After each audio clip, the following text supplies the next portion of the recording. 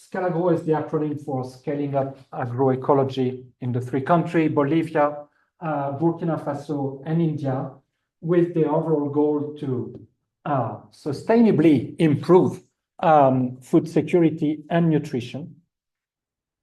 And for that, the changes that we think are needed are at the level of the government, producers, the actors of the supply chains, until the consumers. Okay, so we assume that it's, I cannot say equally important because it does not make much sense to say equally, but that the four efforts, and we have activities related to convince, raise awareness of governments to implement policies that are supportive to agroecology, to convince, not to force, producers to adopt or deepen agroecological practices. No, but the radicalisms in agroecology can be really dangerous and not welcome. And also to better link and work with the traders, processors, transformers, wholesalers, until petty trade actors, and to raise awareness and convince consumers that it's worth to pay twice or three times the price for a good lettuce. What is not clear? No, that's fine. The way we organized the project, we implemented three period. It was 6 months, 24 months, 6 months. Of course, we are a bit late or advanced. Pre-testing research, okay, we need to know more to identify what people need, what they want, what they see, what they perceive as needed or not, because that's one thing. We all assume that there's a crisis and that people must change, but sometimes the crisis is not that serious, so that people do not think they should change. The result of the research that we will present now, this is where we stand, gives us options, solutions. We're going to test support schemes. We will follow up and evaluate how people respond to the support the project will provide, and what are the outcomes, and the last phase of lessons and replication extension for year 4, if we manage to get the bonus from the Swiss. 2 key knowledge gaps. One, a lack of distinction among what we call the small farmers. I think it came into the discussion because you mentioned large farmers, land grabbing, super interesting. And the second one, the perceptions, okay, with the need to have a closer look at who can do what. And starting the research with, and I will leave the floor to my colleague Shirisha about which categories of farmers practice which type of agroecology. Shirisha, the floor is yours. Yeah, thank you, Christoph, and thank you, everyone. So the pictures you are seeing are, first one is from the focus group discussion with farmers, farm men and women. And second group is where we have conducted participatory rural appraisals at the village level. So can you change the slide, please? Thank you. So the project locations are, we took like 2 states, Andhra Pradesh and Telangana. So we had like 6 villages and 4 different districts. As many of you know, India is divided into states and districts. So we took 6 villages as experimentation for the pilots also. Yeah, next slide, please. So to come to the methodology, as already mentioned by Christoph, we did in-depth interviews with the farmers, traders or sellers or processors and consumers to understand their idea or their perception on agroecology and market access and challenges with regard to the each step of the total value chain. Because it is not only important to promote from the production side, but also it is important to market them and to reach out to the consumer as well. So the total sample size, as I have mentioned, it was 97. So we have categorized and we did with different stakeholders. And then we also conducted focus group discussions in the 6 villages with the 71 participants. And these results we analyzed using NVivo. And we have also conducted PRAs to know the resource maps and resource availability at the village level, and to understand the livelihood patterns and cropping systems existing at the village level. And also our major objective was to identify the resources and sustainable practices which are already existing with the farmers, and to understand at their level of constraints as well. Yeah, next slide please. So I'm only focusing on the major findings because we pulled up around like 120 pages of report altogether, with all the study details, everything. So only for presenting I'm here presenting the core challenges we have identified at each stakeholder level. So if you consider the farmer level, there is high cost of transition charges, like very much burdening the farmer, and lack of subsidies for bio inputs. Like there was a one farmer mentioning that per acre of like pesticide application, it is taking around 500 or not more than 1000. But if you want to apply bio inputs, it costs them so much, like around 4000. So there is a 2 to 3 times folds costing them. So that's why they are not moving towards the bio inputs application, and they are remaining at the pesticide application. Also, another biggest challenge is limited access to organic inputs, because if you go around any shops, fertilizer shops, pesticide shops, if you show them one leaf of disease or any sample, they will give the direct pesticides and application method, everything they will only guide the farmer. But it is not same for the bio inputs or organic inputs. Still there is lack of awareness is existing from the farmer side, and also there is less availability. And but there is a innovator, like his name is Abhishekam. He came up with the bottling or selling the bio inputs in the packed form, which is ready to apply, and they will store for 6 to 9 months. So that is one of the innovation we want to adapt for piloting at the other places also. And the next challenge is weak market linkages, as farmer is also feeling burden and consumer is also feeling burden, as well as similar thing is also mentioned by the traders and processors also. And also there is a need for diversified income sources, because many of the farmers in India are dependent on agriculture only. But where if you see their seasonal calendar, there is also where they are free for 4 to 6 months at least. So if we utilize that time properly, maybe by diversifying the income sources, it would be well and good. So if we see the traders and processor side of challenges, inconsistent supply of agroecological products, there is a demand, but to meet that particular demand, there is no produce from the farmers also. That is in our own even experience from Sahajaharam store. We in our NGO we have a store where we will sell organic products also. And certification complexities and high compliance costs, because many of them are don't aware about where to get the certification and how many years it will take and how to renew it. All this process also, there is still lack of awareness is existing. And also limited consumer awareness affecting the demand, because many of the consumers, they don't know what is the difference between conventionally grown or agroecologically grown food, why it is benefit for the health and environment. And also high logistical and storage costs, because we should buy it from the farmers, so to transport those particular products also, it is costing so much, and so it is a burden for farmers as well as for the processors also. Storage costs also. And there is no godowns or storage facility for the agroecologically grown food, and they are mixing it up with the conventional crops in the storage also. And difficulty in maintaining the quality and traceability is also biggest issue. And because it needs lot of separation from the conventionally grown food, because conventional one will have pesticide residues. If you are handling the same way, then all the efforts they are keeping is in the vain. And then the consumer side challenges, if we see, again they are feeling high cost of for the organic products when compared to the conventional.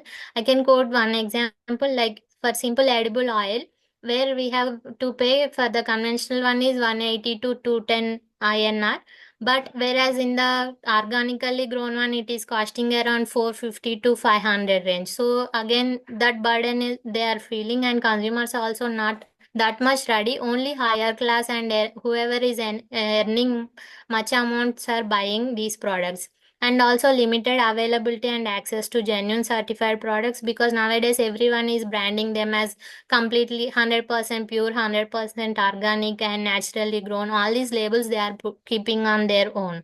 So these trust issues are still existing, fraudulent in the labeling system, and lack of awareness about agroecological benefits is the biggest challenge. Yeah, next slide, please.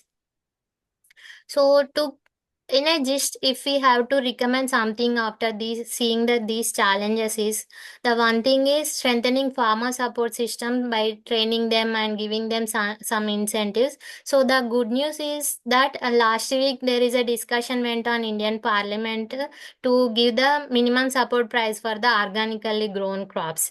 So such incentives, if we give, the farmers are ready to adapt the agroecological transition. Otherwise, they are feeling burdened that why we should go for organic when we are not getting any premium price for the produced crop. And the second recommendation would be developing short supply chains, because whatever food is locally grown, we should also identify the consumer networks. Then and there only if we are able to supply, it will be good rather than exporting or transporting them to the metropolitan cities.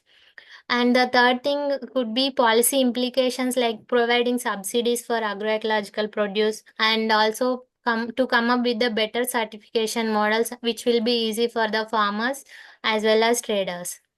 Yeah, next slide, please. So that is in general recommendation at the policy level. So after identifying the challenges, as Christoph mentioned, in the second phase, we want to test the solutions which are we arrived at.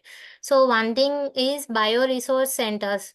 It is local hub for bio input production, and also we would like to give the trainings also for the farmers how to use the bio inputs. Basically, this we want to implement through farmer producer organization. So in a way, farmer producer organization also will earn some money, and farmer also will get benefited as a mutual basis. So this is nothing but where you will get the packed bio inputs like Jivamrutam, Kashams, concoctions, whatever is available, or alternatives of pesticides will sell through BRCs, because there is low availability of the bio inputs in the locality of the farmers. The next option is livelihood diversification. So in order to implement it, we want to scaling up with the poultry and goatry farming.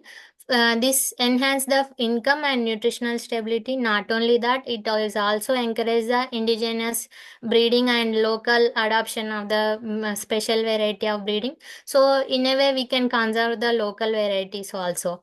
The third thing could be market linkages and branding, strengthening the organic certification and giving the branding for the local produce and selling directly from the farmer level. And other thing is subsidies and financial support. This basically we would like to push up the government to bring out the minimum support price and subsidies for the organic inputs. And also there was much felt a need from one of the villages to give them the drones for the bio input application. Why is it? Again, there is less labor availability at the village level, because in India, the first generation who are there is remained in the agriculture, but like the younger generation who are above 30 and all, they moved to cities for the education and jobs purpose. So there is less availability of the manpower now. So we want to bring up some digital tools, and we would like to give them the drones for the application of bio input, so it will reduce their burden, and also it will save some money. So yeah, next slide, please. Yeah, so after coming up with the solutions, we already started with the bioresource center. We have like already allotted at the Krishna Sudha Academy for Agroecology, which is our sister organization basically. So we are already started with it, and in the poultry breeding and incubation unit is under the construction. So maybe in a 1-2 months it will be also in the running stage, and we would like to test this baseline pilots with the impact evaluation as well. How much impact it is going to create with the farmers also we would like to study. And yeah, we are in the next 2-3 months, we are also planning for conducting workshops with the policymakers and farmer groups. And also we are going to do the campaign on pesticide usage. Also we are planning. So yeah, the next year would be like basically to create the awareness for the farmers and to have a dialogue with policymakers and to bring the best out of this project. Yeah, I think that's it. Thank Thank you you. very much, Shirisha. So you understood Shirisha is the master researcher in the Indian team. All right, let's move across 2 oceans to Bolivia. In Bolivia, we work in the 3 main different ecosystems.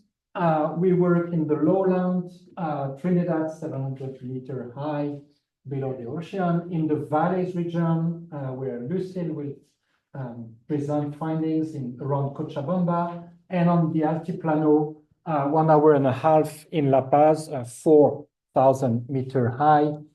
This is the region. You see a community. This is located 1.5 hours from La Paz in 2 communities of 40 households, 200 people each.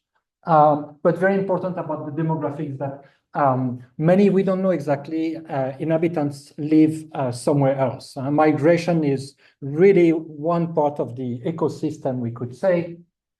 Beautiful view, you all have heard about the Lake Titicaca, which we see at the end. Lower grazeland, farming land around the community, upper grazeland, cattle, sheep, llama, who are the higher place. And I put again migration. Huge constraints. You see the Cordillera of the Andes Cordillera, 5,000, 6,000 meters high, and a lack of water, really serious, 6 to 8 months deficit of water. Extreme weather conditions, the cold, droughts, frost, hail that can be lethal to cultivation. And also people report new diseases. They practice rain-fed agriculture on slopey lands. First of all, potatoes, okay, huge diversity of potatoes, hundreds or thousands maybe. And cereals, beans, peas, fodder for the animal. I just give some information about the animals. With a question about manure, is there enough manure to replace the chemicals? I think it's everywhere. When we talk about agroecology, that's an issue. And in result, a food diet, which we aim at improving with a great diversity, but only diversity of potatoes, cereals, eggs, and cheese. That's the community lunch, but not much vegetables. And that's one of the orientation for the project. Lucille, you checked it, my timing, please. I'm fine, thank you. It's very, not often that I'm saying I'm fine. Interesting about perception, people always refer to Pachamama, okay, taking care of Mother Earth and live well. We have to dig into what does it mean living well, okay?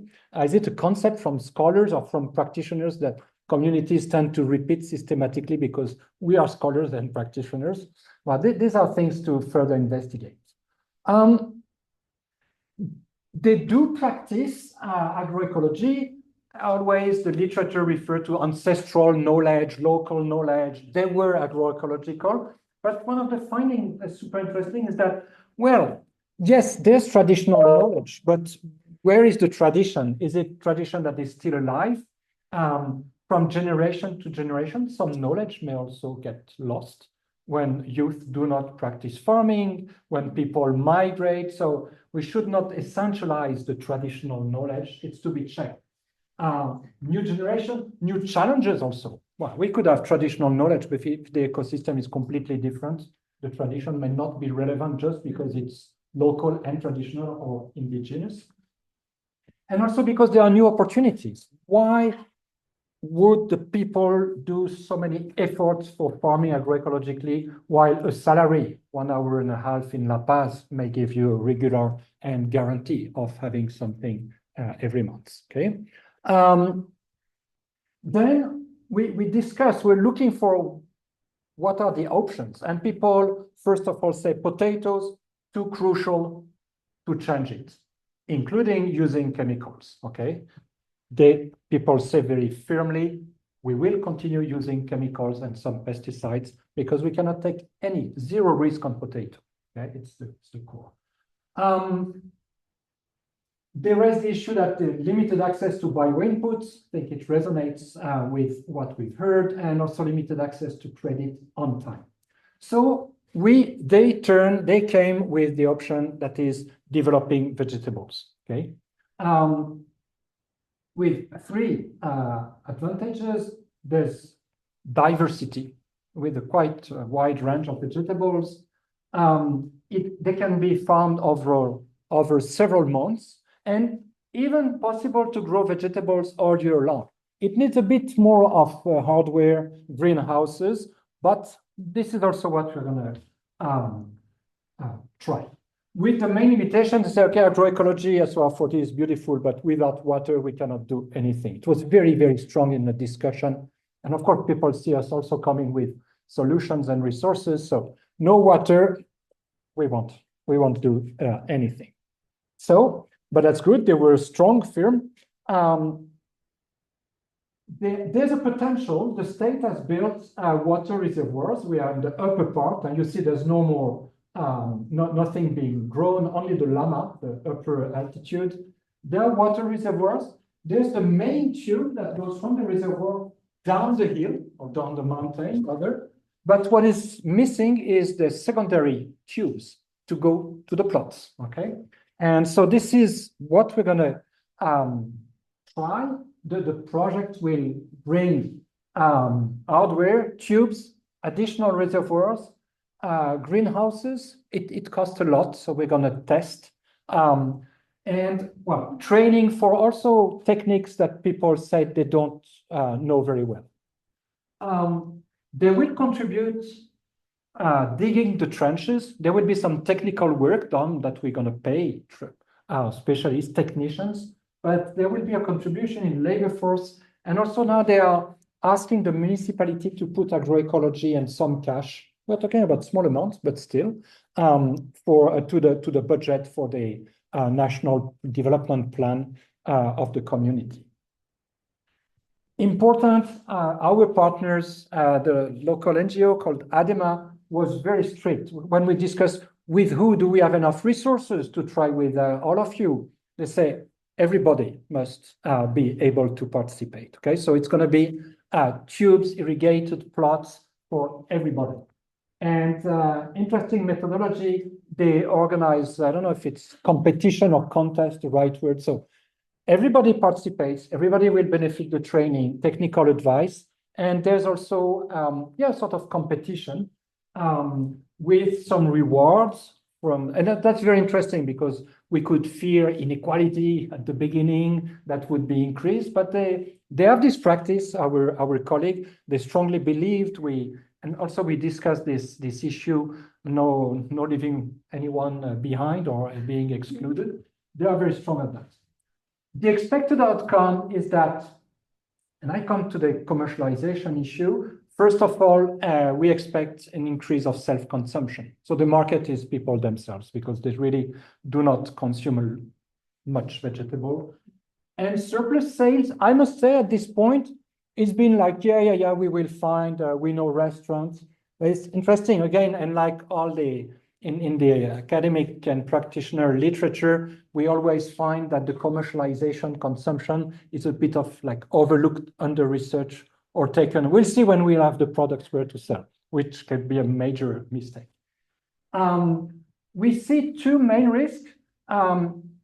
Very interestingly, when we talk with the farmers, say, what is your major constraints? They don't say climate change, environmental degradation. They mention, but first of all, they say, we produce what we have the labor force for available, okay? So if men, it's mostly men and youth run away, it could be a blockade because it will need labor force. Also, we could envision the risk that people, by fear of not losing what they will invest in, would use chemical fertilizers or chemical protection, crop protection inputs. But this maybe it's my own fear at night in nightmares. But we envisage the risk. And that's all for the Altiplano. We go down 2,000 meters in 1 second. If you're in the plane, it's serious.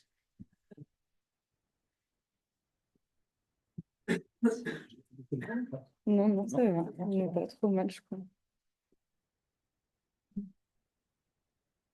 Well, thank you very much for having us.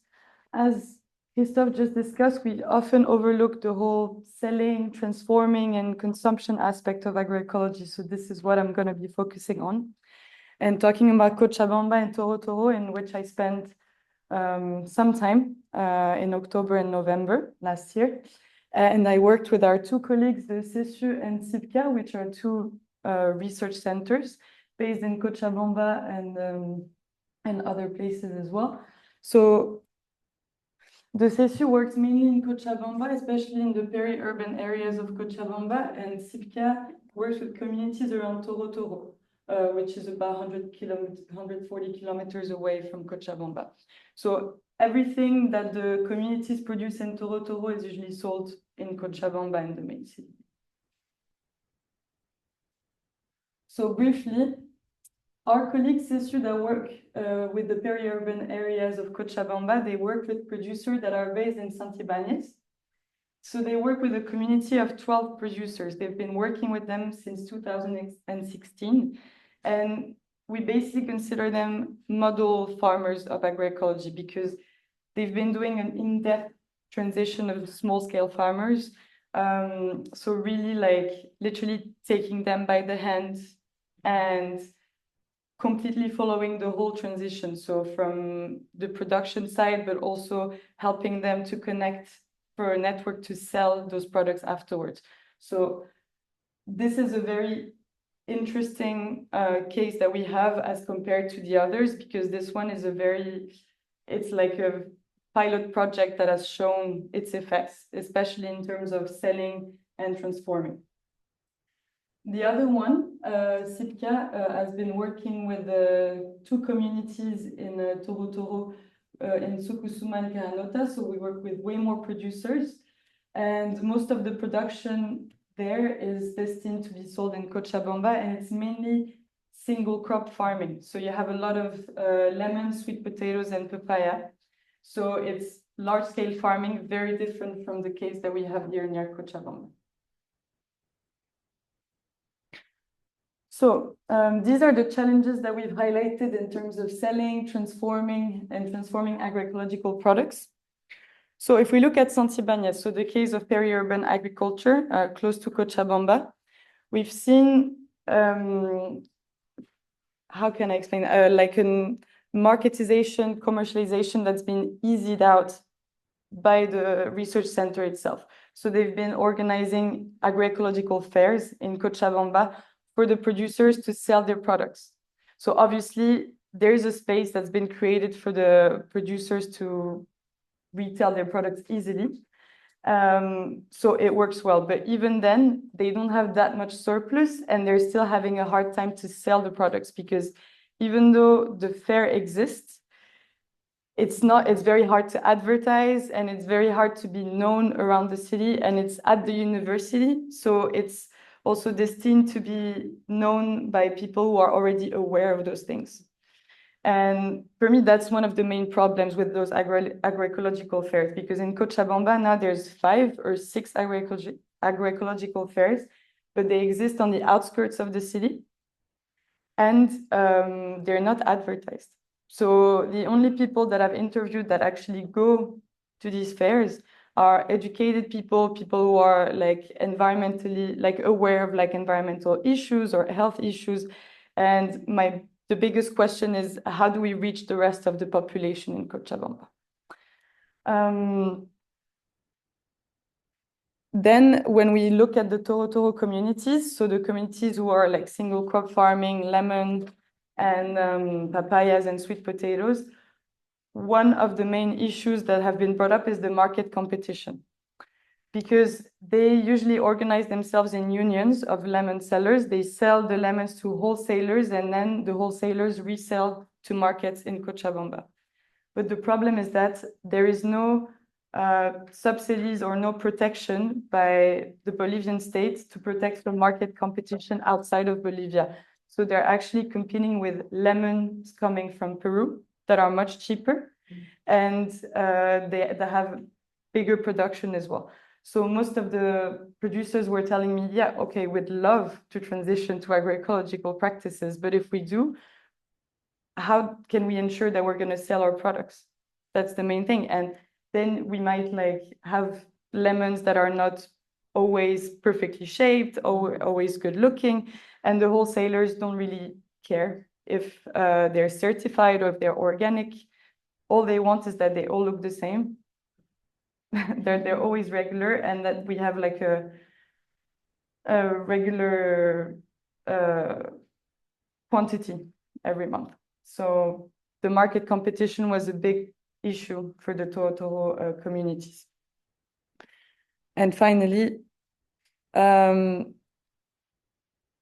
talking to the producers, I thought, okay, well, we thought with Sipka and Sesu, we went around Cochabamba talking to sellers in organic shops and processors as well, and transformers of organic products. And two main things came up. The first one is that there's no common system of certification. And it exists unions, but are more like verbal agreements between producers and transformers and sellers of organic or natural products, as they call it, because they don't really talk about organic, they talk about natural products or healthy products. They usually have verbal agreements, but there's no guarantee